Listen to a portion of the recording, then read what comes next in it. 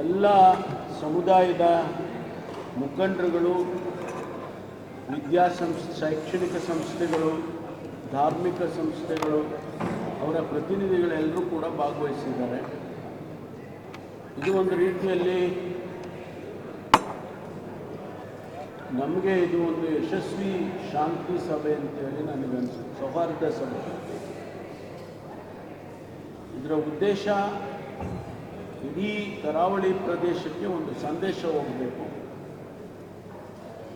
ಜನಸಮುದಾಯದಲ್ಲಿ ಬದಲಾವಣೆ ಕಾಣಬೇಕು, ಒಂದು ಸೌಹಾರ್ದತೆ ಬರಬೇಕು ಅನ್ನೋದೇ ನಮ್ಮ ಉದ್ದೇಶ. ಜಿಲ್ಲಾ ಸಚಿವರು, ನಾನು ಕಳೆದ ಏನು ಇಲ್ಲಿ ಕೊಲೆಗಳಾಯಿತು ಆಗಿಂದಲೂ ನಾವಿಬ್ಬರು ನಿರಂತರವಾಗಿ ಚರ್ಚೆ ಮಾಡಿಕೊಂಡು ಯಾವ ರೀತಿ ನಾವು ಇದನ್ನು ಒಂದು ಕಂಟ್ರೋಲಿಗೆ ತರೋದರ ಜೊತೆಗೆ ಬದಲಾವಣೆಯನ್ನು ತರಬೇಕು ಅಂತೇಳಿ ನಾವು ಚರ್ಚೆ ಮಾಡಿಕೊಂಡು ಈ ಸಭೆಯನ್ನು ಮಾಡಿದ್ದೇವೆ. ಇವತ್ತು ಭಾಳ ಸಂತೋಷದ ವಿಚಾರ ಅಂತ ಹೇಳಿದರೆ ಅನೇಕ ಒಳ್ಳೆಯ ಪಾಸಿಟಿವ್ ಸಲಹೆಗಳು ಕೂಡ ಬಂದಿದೆ. ತಾವೇ ಗಮನಿಸಿದಿರಿ, ಯಾರೂ ಕೂಡ ವಿರುದ್ಧವಾಗಿ ಆಡುವಂಥ ಮಾತುಗಳು ಯಾವುದೂ ಬಂದಿಲ್ಲ.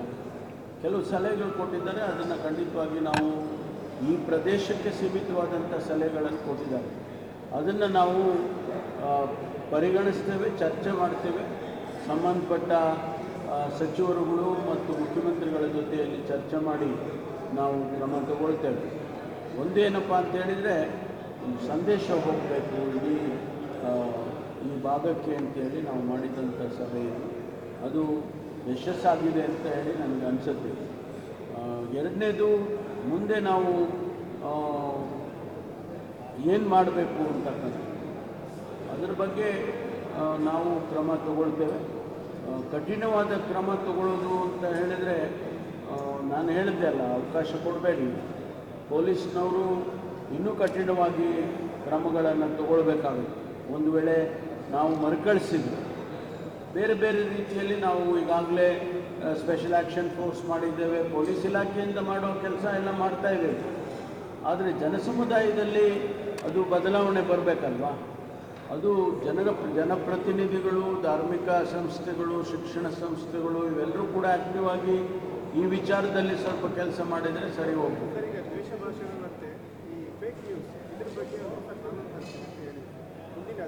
ಮುಂದಿನ ಅಧಿವೇಶನದಲ್ಲಿ ಫೇಕ್ ನ್ಯೂಸ್ ಬಗ್ಗೆ ತರ್ತೀವಿ. ಈಗಾಗಲೇ ನಮಗೆ ಹೇಟ್ ಸ್ಪೀಚ್ಗೆ ಈಗಾಗಲೇ ಕಾನೂನಿದೆ, ಅದನ್ನು ಯಾವ ರೀತಿ ಇನ್ನೂ ಹೆಚ್ಚು ಕಠಿಣ ಮಾಡಬೇಕು ಅನ್ನೋದ್ರ ಬಗ್ಗೆನೂ ಕೂಡ ಕ್ರಮ ತಗೊಳ್ತೀವಿ. ಫೇಕ್ ನ್ಯೂಸ್ಗೆ ಈಗಾಗಲೇ ಡ್ರಾಫ್ಟ್ ಆಗಿದೆ, ಈ ಅಧಿವೇಶನದಲ್ಲಿ ನಾವು ತರ್ತೇವೆ. ಸೈಬರಲ್ಲೇ ಬರುತ್ತೆ, cyber social media regulation cyber ಕ್ರೈಮಲ್ಲೇ ಬರುತ್ತೆ, ಅದನ್ನೆಲ್ಲ ತರ್ತೇವೆ. ಬಿಜೆಪಿ ಶಾಸಕರು ಹೇಳಿದ್ರು, ಇವಾಗ ಕೌಲ್ ಸ್ಟಾಟಸ್ಗಳು ಮತ್ತು ಇಲ್ಲಿಗಲ್ ದನ ಸಾಗಾಟ ಇಂಥದಕ್ಕೆಲ್ಲ ಹೆಚ್ಚಾಗ್ತಾ ಇದೆ. ನೋಡಿ, ನಾವು ಕಾನೂನು ಪ್ರಕಾರ ಯಾರು ಮಾಡಿದರೂ ಕೂಡ ನಮಗೆ ತೊಂದರೆ. ಕಾನೂನು ಉಲ್ಲಂಘನೆ ಆದಾಗಲೇ ನಾವು ವಿಚಾರಕ್ಕೆ ಬರೋದು, ಅದಾಗ್ದಂಗೆ ನೋಡ್ಕೊಳ್ಬೇಕಲ್ಲ. ಅವರೆಲ್ಲ ಸರ್ಕಾರ ಅದನ್ನು ಮಾಡಿದರೆ ನಾವು ಸರ್ಕಾರ ಯಾವತ್ತೂ ಮಾಡುತ್ತೆ. ಯಾರು ಪೊಲೀಸ್ ಕೆಲಸ ಇವ್ರು ಮಾಡೋಕ್ಕೆ ಹೋಗ್ಬಿಟ್ರೆ ಎಲ್ಲಲ್ಲ.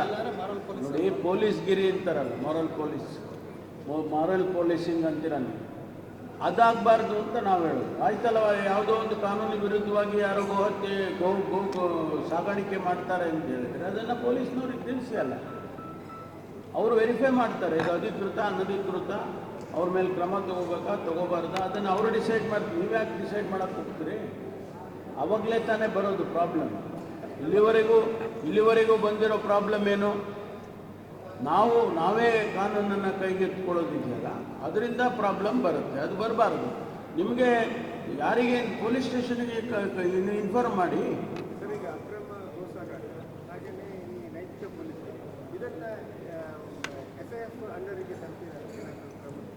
ಅವ್ರಿಗೆ ಮ್ಯಾಂಡೇಟ್ ಕೊಡ್ತೇವೆ ನಾವು. ಈಗಾಗಲೇ ಅದ್ರ ಬಗ್ಗೆನೂ ಕೂಡ ಗಮನ ಹರಿಸ್ಬೇಕು. ಕಾನೂನು ಉಲ್ಲಂಘನೆ ಆಗಬಾರ್ದು. That covers everything.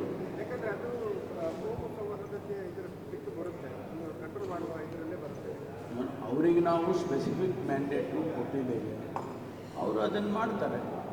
ಅದರಲ್ಲಿ ಇದೆಲ್ಲ ಬರುತ್ತೆ. ಕಾನೂನು ಉಲ್ಲಂಘನೆ ಅಂತ ಅಂದಾಗ ಇದೆಲ್ಲನೂ ಬರುತ್ತೆ. ಮರಳದ್ದು ಮತ್ತು ಇದರದ್ದು ಕೆಂಪು ಕಲ್ಲಿ ಸಮಸ್ಯೆಗಳು ಅದು ಜಿಲ್ಲಾ ಉಸ್ತುವಾರಿ ಸಚಿವರಿಗಾಗಲೇ ಸಭೆ ಮಾಡಿದ್ದಾರೆ.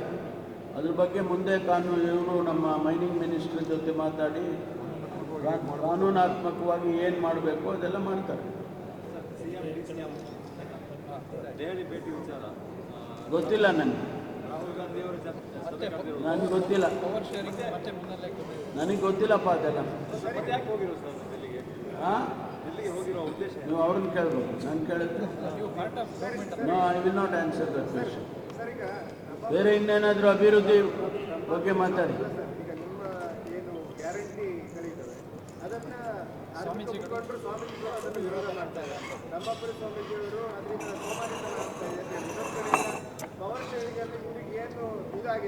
ನೋಡಿ, ಒಬ್ಬೊಬ್ಬರು ಒಬ್ಬೊಂದೊಂದು ಅಭಿಪ್ರಾಯ ಹೇಳ್ತಾರೆ.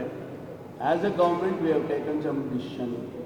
ನಾವು ಬಡ್ಜೆಟರಿ ಅಲೊಕೇಶನ್ ಮಾಡಿಕೊಂಡೇ ನಾವು ಇದನ್ನು ಮಾಡ್ತಾ ಇರೋದು. ಇಂಪ್ಲಿಮೆಂಟೇಷನ್ ಯಾವುದರದ್ದು 5 ಗ್ಯಾರಂಟಿದು ಹೊಡಾಕಾಗಿ ಏನೂ ಮಾಡ್ತಾ ಇಲ್ಲ. ಮುಖ್ಯಮಂತ್ರಿಗಳು 52,000 ಕೋಟಿ ರೂಪಾಯಿಯನ್ನು ಬಡ್ಜೆಟರಿ ಅಲೊಕೇಶನ್ ಕೊಟ್ಟಿದ್ದಾರೆ. ಅದ್ರ ಪ್ರಕಾರ ನಾವು ನಡೆಸಿ ಗೌರ್ಮೆಂಟ್ ಫ್ಲ್ಯಾಗ್ಶಿಪ್ ಪ್ರೋಗ್ರಾಮ್ ರೀ.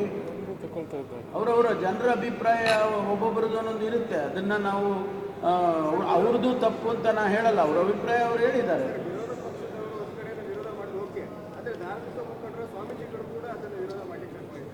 ಆಗ್ಬೋದು, ಅವ್ರ ಅಭಿಪ್ರಾಯ. ಇದು ನಾವು ಅದನ್ನು ವಿರೋಧ ಮಾಡಿದ್ರು ಅಂತ ಕಳಿಸೋಲ್ಲ, ಅವರ ಅಭಿಪ್ರಾಯನ ಎಕ್ಸ್ಪ್ರೆಸ್ ಮಾಡಿದರು. ಅದೇ ನಾನು ಹೇಳಿದ್ನಲ್ಲ, ಅವ್ರ ಅಭಿಪ್ರಾಯ ಹೇಳಿದ್ದಾರೆ. ಅವ್ರ ಅಭಿಪ್ರಾಯ.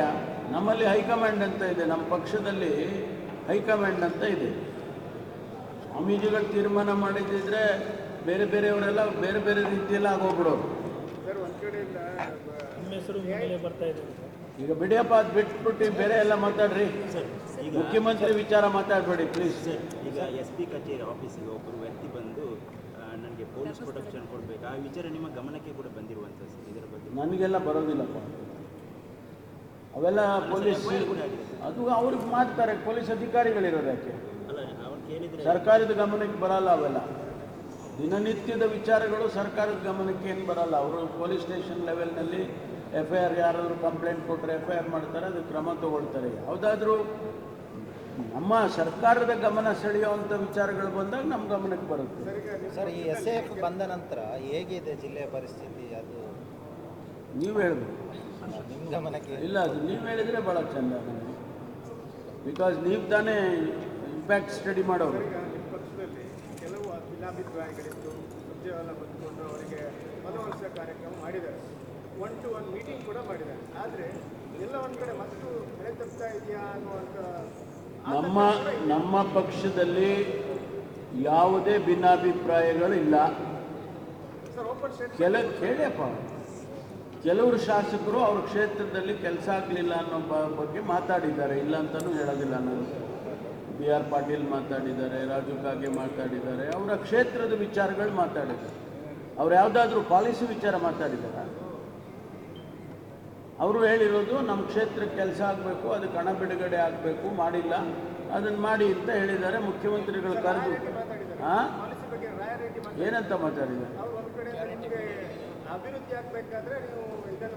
ಅವರ ಅಭಿಪ್ರಾಯ ಹೇಳಿದ್ದಾರೆ ಅಷ್ಟೇ, ಅವರ ಅಭಿಪ್ರಾಯ ಹೇಳಿದ್ದಾರೆ. ನಾವು ಅದನ್ನು ಚರ್ಚೆ ಮಾಡಿ ಅದನ್ನು ಪಾಲಿಸಿ ಇವೆಲ್ಲ ಚರ್ಚೆ ಮಾಡಿ ತಾನೇ ನಾವು ತೀರ್ಮಾನ ತಗೊಂಡಿರೋದು. ಗ್ಯಾರಂಟಿಗಳನ್ನು ತರೋದಕ್ಕೆ ಮುಂಚೆ ನಾವು ಇದೆಲ್ಲ ಚರ್ಚೆ ಮಾಡಿದ್ದೀವಿ, ಸುಮ್ಮನೆ ತಂದಿಲ್ಲ. ಭಾಳಷ್ಟು ಡಿಸ್ಕಷನ್ಸ್ ಆಗಿದೆ ಇದ್ರ ಬಗ್ಗೆ ಮಾಡಿ. ನೆನ್ನೆ ಅದರ ಸಾಧಕ ಬಾಧಕ, ಫೈನಾನ್ಷಿಯಲ್ ಕಮಿಟ್ಮೆಂಟು ಎಲ್ಲವನ್ನು ಕೂಡ ಲೆಕ್ಕಾಚಾರ ಮಾಡಿಯೇ ನಾವು ಮಾಡಿದ್ದೇವೆ. ಅದನ್ನು ಮುಖ್ಯಮಂತ್ರಿಗಳ ಅನೇಕ ಸಂದರ್ಭದಲ್ಲಿ ಕೂಡ ಅವರು ಹೇಳಿದ್ದಾರೆ. ಫೈನಾನ್ಷಿಯಲ್ ಸ್ಟೇಟಸ್ ಹೇಳಿಲ್ಲ, ಅವರು ಹೇಳಿದ್ದಾರೆ. ಥ್ಯಾಂಕ್ ಯು, ಧನ್ಯವಾದಗಳು. ಸರ್, ಅದನ್ನು ಫೇಕ್ ನ್ಯೂಸ್ ಬಗ್ಗೆ ಒಂದು ಇಂಗ್ಲೀಷಲ್ಲಿ ಆಯ್ತು.